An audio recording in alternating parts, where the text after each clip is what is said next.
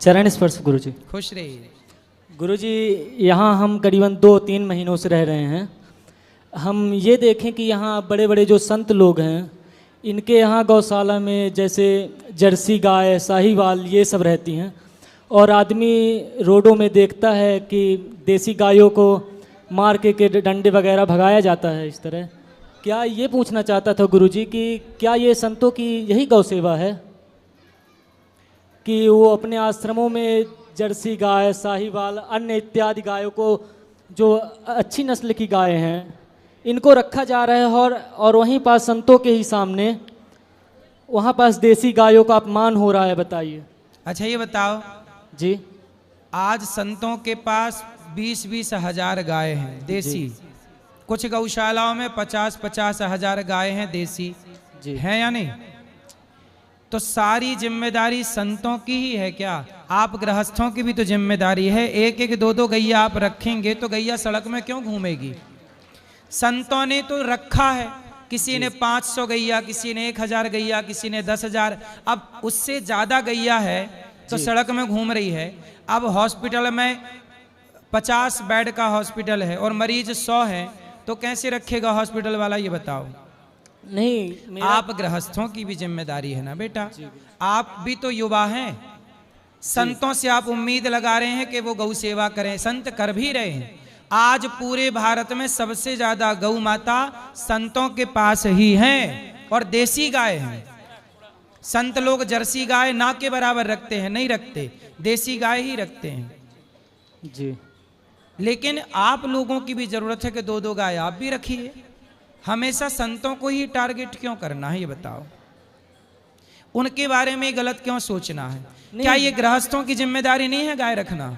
ये गलत की बात मैं नहीं कर रहा गुरुजी। मैंने ऐसे ही यहाँ पास 2-3 संतों को देखा यहाँ पे, जैसे कि उन्हीं के सामने गायों को मारा जा रहा है, मतलब कि देसी गायों को, और उनके गौशाला में जाके देखे हैं तो एक से एक हैवी गाय आदमी को देखने को मिल जाती हैं। भाई ऐसा है ना, सड़क में घूमती हुई गाय किसी, आजकल होता क्या है, कुछ लोग दूध पी लेते हैं जी, और गैया को दूध पी के बाहर छोड़ दिए, फिर वो दूध देने के टाइम पे फिर बुला लिए। तो लोगों की पालतू गाय भी लोग छोड़ देते हैं। यदि उन्हें आप अंदर कर लोगे तो वो आपसे लड़ेंगे कि आपने हमारी गाय चुरा ली। तो ऐसे सड़क चलते किसी की गाय को अंदर थोड़ी कर सकते हैं। कोई कहे कि गाय हमारी है, क्योंकि यहाँ बहुत सारी गाय वैसी हैं जो लोग दूध लगाते हैं शाम को और दिन भर चरने के लिए छोड़ देते हैं कि जाएगी यहाँ वहाँ खाएगी, और शाम को फिर गैया घर आ जाएगी, दूध निकालेंगे फिर छोड़ देंगे। तो वो गैया रोडों में सड़क में घूमती दिखती है, जबकि वो गैया सड़क में घूमने वाली नहीं है, वो किसी की पालतू है। तो ऐसा भी नियम हो सकता है ना गुरुजी कि जैसे आदमी रोड में देख रहा है गाय को, तो अगर उसकी सही पता आदमी को नहीं चल पा रही है तो उसको आदमी गौ सेवा के लिए भी प्रयोग कर सकता है। मतलब किसी प्रकार से, जैसे गांव में होता है गौ बंधेज कहते हैं उसको, मतलब जहां रोड वगैरह में गाय वगैरह देखी जाए वहां पे उन लोग को पकड़ के ले जाके गौशाला के अंदर उनको रख दिया जाता है। ऐसा नगर पालिका करती है, ऐसी तो गायों को ले जाती है। ये अगर इस तरह वृंदावन धाम में देखा जाए तो ये तो उचित नहीं होगा ना गुरुजी। क्योंकि वृंदावन धाम में जितनी गैया हैं जी, इतनी गैया गृहस्थों के किसी गृहस्थ के पास नहीं है। गई वृंदावन में जानते हो एक गौशाला है जहां 1 लाख गैया है। कितनी गैया है? 1 लाख। 1 लाख। अब अपनी गौरी गोपाल गौशाला में 400 गैया हैं और लगभग 125 नंदी हैं। अब 400 और प्लस 125 500 हो गए, लगभग 500 गैया की सेवा ये दास करता है। अब क्षमता 500 की ही है। अब 1000 गैया आ जाएगी तो कहाँ रखा जाएगा? उसे रखने के लिए जगह चाहिए, भूसा चाहिए, रख ही नहीं सकते ना, पानी भी चाहिए, चारा भी चाहिए। तो एक व्यक्ति के करने से कभी कुछ ना होगा। सनातन की सेवा, गौ की सेवा हम सबको मिलकर के करनी पड़ेगी। सब करोगे तब बनेगा, एक के भरोसे कभी ना हो। कितना करेगा एक आदमी? यदि 10,000 गैया भी मैं रख लूं तो भी आपको सड़क में घूमती कोई ना कोई गैया मिल ही जाएगी। जी गुरुजी, चरण स्पर्श, ये हमारे गुरुजी हैं, ये आपसे कुछ पूछना चाहते हैं। बात कराइए। चरण स्पर्श महाराज जी। जी महाराज जी, हमें एक संदेह है। महाराज जी, हम मतलब कथाओं में ये तो सुने हैं कि शिशुपाल जी के माता पिता के बारे में, लेकिन दंतवक्र जी जो थे इनके महाराज जी माता और पिता कौन थे? बस यही जिज्ञासा लेकर आए थे।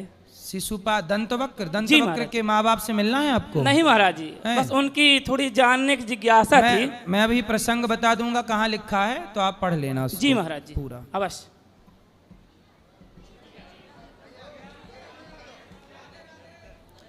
बैठ जाइए शांति से, सबको मिलेगा।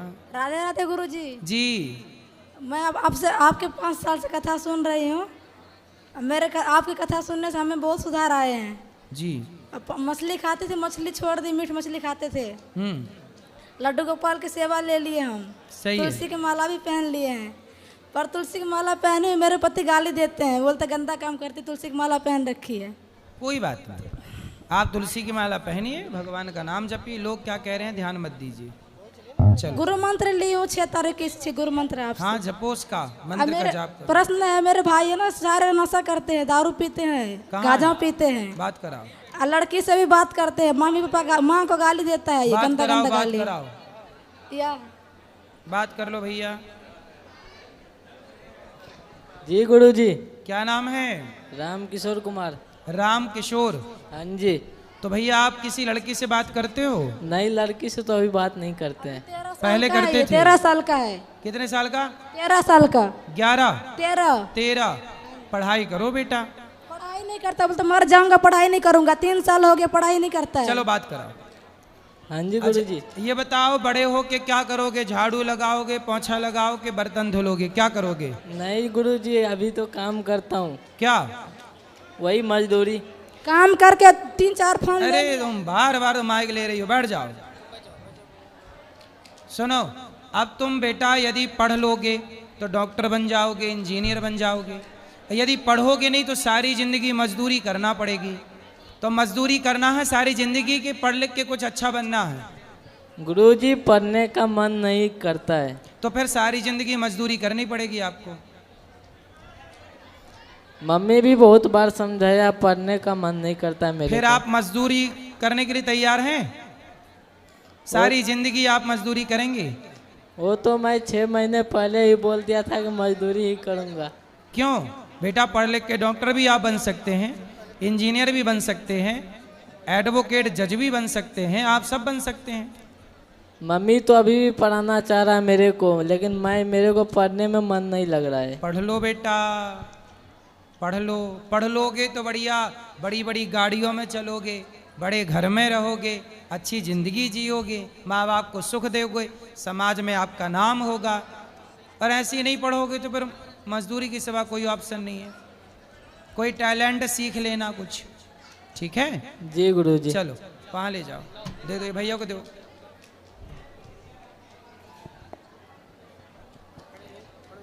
गुरुजी राधे राधे जी। हम मनोज कुमार हैं, अध्यापक हैं। हमारे जीजा जी आपकी भागवत सभी सुनते हैं, पर जो है वो दारू किनको लत है थोड़ा बहुत, तो वो दारू छुड़वा दीजिए आप कुछ कह के उनके। कहाँ है? आए नहीं हैं, वो देख रहे होंगे अगर लाइव होगा तो वो आए नहीं है तो उनको लाओ, उनसे बात करेंगे तब दारू छोड़ेंगे। आप कुछ उनके बारे में बता दीजिए। क्या नाम है उनका? राम प्रताप। राम प्रताप जी, दारू ना पीजिए। दारू पीना स्वास्थ्य के लिए हानिकारक है। वो आपको मानते बहुत हैं, मगर बस वही है कि आप बिना निवेदन है, आप कुछ कह दीजिए उनके लिए। क्या लगते हैं आपके? हमारे जीजा लगते हैं। अरे इनके जीजा जी सुनो, दीदी आई हैं हमारी। तो इनकी दीदी भी सुने। ये है दीदी खड़ी है। शराब नहीं पीना इनके जीजा जी, शराब पियोगे तो सब बर्बाद हो जाएगा। चलो बोल दिए, अब ले आना तो फिर बोलेंगे। ठीक। गुरुर् ब्रह्मा गुरुर्विष्णु गुरुर्देवो महेश्वर गुरुर् साक्षात् परब्रह्म तस्मै श्री गुरुये नमः। श्रीमन्नारायण चरणों शरणं प्रपद्ये श्रीमते नारायणाय नमः। गुरुजी राधे राधे, आपको चरणों में कोटि कोटि प्रणाम। पूरे संसार को गुरुजी बोल दीजिए राधे राधे। गौ माता, कुत्ता बिलाई सबको राधे राधे बोल दीजिए गुरुजी, सबको। पूरे संसार को राधे मेरे घर राधे। परिवार सबको राधे राधे बोल दीजिए गुरुजी। आपके घर को भी, परिवार को भी। गुरुजी सबको राधे संसार राधे। का सबसे बड़ा सुख क्या है? संसार का सबसे बड़ा सुख क्या है? जी कई सुख बड़े हैं, पहला सुख है निरोगी काया, जी दूसरा भगवान के चरणों में प्रेम यदि है, बच्चे हैं मेरे बच्चे। संसार में देखो निरोगी काया और थोड़ी सी जरूरत की माया माया और भगवान के चरणों में प्रीति। प्रीति। गुरुजी मेरे से कोई पैसा लेता है, कहता है कि मैं अपने मैया जी को वृंदावन ले जा रहा हूँ, पैसे दे दो, और हम दे देते हैं, वापस मांगने पे मिलते नहीं है, देते नहीं है। कितना देते हो? वही 4000 जैसे कि। तो कोई भी आपसे मांगे 4000 दे देते हो? जी। अभी कोई मांगे तो दे दोगे? नहीं गुरुजी। तो कितने 4-4 हजार हैं बताओ, उतने लोग फिर मांगेंगे आपसे? ऐसे कितने लोगों को दे पाओगे? जी बताओ, पूछ रहे हैं। हमारे से जो बन पड़ा है वो हम अन्य क्षेत्र में रख दिए हैं गुरुजी। सुनो, पैसे का व्यवहार ना करो आज के युग में। जी।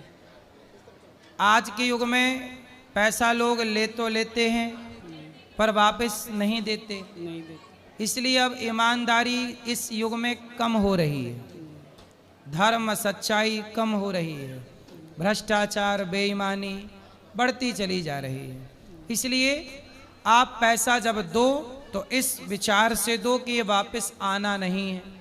अब आप देख लो कि देना है कि नहीं देना। गुरुजी जैसे कि हम बिजनेस करना चाहते हैं बट पैसा आते ही फिर ख़त्म हो जाता है गुरुजी। तो पैसा खत्म होने के लिए तो आता है जी, बट कुछ तो रुकना चाहिए। कौन है इस धरती पर जो आया और खत्म ना हुआ?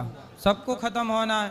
पैसा भी खत्म होगा, इंसान भी खत्म होंगे, आप भी खत्म होंगे, हम भी होंगे, सबको खत्म होना है। जी मेरी पैसा भी खत्म हो जाता है। मेरी धर्म पत्नी आई हुई है, उनकी बहन भी बहुत दिनों से आपकी भागवत कथा सुनती है, बार बार सोचती है आने के लिए, बट आ वो नहीं पाती है, वो आ नहीं आप पाती। पैसे कमाया करो, थोड़ा बचाया करो, उनको अच्छी जगह लगाया करो। और आप लोगों से मेरी प्रार्थना है, किसी का पैसा लेके खाओ मत। 1 रुपए भी यदि आपने किसी का लिया है और आपने नहीं दिया तो आपको उसका पैसा चुकाने अगले जन्म में फिर आना पड़ेगा। और उसके घर का या कुत्ता बन के चुकाओ या बैल बन के चुकाओ या उसके घर का नौकर बन के चुकाओ, चुकाना तो तुम्हारे बाप को भी पड़ेगा, क्योंकि ईश्वर की अदालत से भागोगे कहाँ, फिर आओगे वापस। इसलिए जब मरो तो किसी का कर्जा ना हो, सब चुका के मरना। 1 रुपए भी लेन देन रहा तो उस 1 रुपए के लिए अगला जन्म लेना पड़ेगा आपको जी। फिर 84 के चक्कर में फंसोगे। गुरुजी आपके अन्य क्षेत्र में प्रसाद खाए हैं, बहुत अच्छा था। बहुत अच्छा था गुरुजी। राधे राधे। राधे राधे। राधे राधे महाराज जी। जी सबसे पहले तो आपका धन्यवाद, जो इतनी अच्छी आपने व्यवस्था बना रखी है और सबके साथ सब लोग यहाँ खुश है, कितनी अच्छी अच्छी बातें कर रहे हैं। और छोटे छोटे बच्चे हमें देख के शायद आगे भी इन चीज़ों को आगे बढ़ाएंगे। एक प्रश्न है छोटा सा महाराज जी, बहुत कन्फ्यूजन रहती है दिमाग में। बचपन से हमने रामायण पढ़ी है और राम राम का नाम लिया है हमारे परिवार में। अब बड़े हो गए हैं तो हनुमान जी का भी हमने काफ़ी माना एज में। अभी राधा राधा जी की तरफ हमारा राधा की तरफ ध्यान जा रहा है, प्रेमानंद जी भगवान महाराज जी से मिलके। बड़ा कन्फ्यूजन है किसको एक को चुना जाए। तो राम और राधा कोई अलग अलग थोड़ी हैं। राम का मतलब बताओ क्या है? राम का पूरा सुनो, बोलो राम। रा मतलब राधा, माँ मतलब माधव जी। राधा माधव को ही तो राम कहते हैं। राम का फुल फॉर्म क्या हुआ? राम में 2 अक्षर हैं, रा और माँ। तो रा मतलब राधा, माँ मतलब माधव, राधा माधव ही शॉर्ट फॉर्म में लोगे तो राम निकलेगा, फुल फॉर्म में कहोगे तो राधा माधव। तो राम और राधा कोई अलग अलग थोड़ी है। मैं भी मानता कृष्ण और राधा अलग अलग नहीं है। जी, मैं भी मानता हूँ कि सब भगवान एक ही हैं, बच्चों को भी यही सिखा रहे हैं, लेकिन एक को नहीं डिसाइड कर पा रहे किसका नाम ले। एक ही भगवान के सारे नाम लो ना। हमारे यहाँ विष्णु सहस्त्र नाम है, भगवान के 1000 नाम है। हाँ जी। अब श्री कृष्ण गोविंद हरे मुरारी हे नाथ नारायण वासुदेव, हम ये कीर्तन करते हैं तो इस कीर्तन में नाम ही तो है। भगवान के अनेक नाम बोलना ही तो कीर्तन है। अनेक नाम, हर नाम का उच्चारण करो। ठीक है। तो राधा राधा जो ज़्यादा मन में है राधा राधा जपो, कृष्ण कृष्ण जपो, राम राम जपो, हरि हरि जपो, नारायण नारायण, सबका मतलब एक ही है। धन्यवाद गुरु जी। राधे राधे गुरु जी। जी आपके चरणों में प्रणाम मेरा। गुरु जी मैं आपके कथा 2021 से सुन रहा हूँ। आपके कथा से मेरे जीवन में इतना प्रभाव पड़ा है गुरु जी, मैं बता नहीं सकता। क्या प्रभाव पड़ा? गुरु जी जो चीज़ हमारे पास नहीं थे, आपने बोला सुबह उठ के पहले माता पिता को प्रणाम करना चाहिए। पिताजी मेरा स्वर्गवास हो गए और माता जी को जब से आपकी कथा मैं सुना, उस दिन से जब सुबह उठते हैं तो सबसे पहले माता को प्रणाम करते हैं। हमारे साथ हमारे बच्चे भी हमारे माँ को प्रणाम करते हैं। उसके बाद ही मैं किसी काम में लगता हूँ पूरे दिन। जब भी हो प्रदेश भी आ जाता हूँ, फिर भी मैं सुबह सुबह पहला कॉल पहले माँ को ही प्रणाम करता हूँ, उसके बाद ही बीवी बाल बच्चे से बात करता हूँ। वृंदावन में मैं 6 बार आ चुका हूँ। बिहारी जी की ऐसी कृपा हुई, सपने में मेरे को 3 बार वृंदावन का दर्शन हुआ और आपके गौरी गोपाल के आश्रम में मैं तीसरा बार आया हूँ।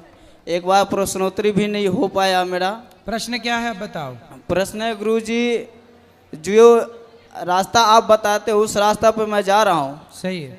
मैं तो गया, लेकिन गुरु जी मेरा फैमिली जो है ना वो मीठ माछ छोड़ता नहीं। कौन है आपकी फैमिली में? से मेरा बीबी है गुरु जी। बीवी की पत्नी? पत्नी है। बीवी है इसलिए तो खाती है मांस, जी। पत्नी होती तो नहीं खाती। जी वो खाता है। कितना भी मैं समझाता हूँ कि ये चीज़ गलत है। कहाँ मैं है? वो तो घर पे है। तो उसको लाए क्यों नहीं?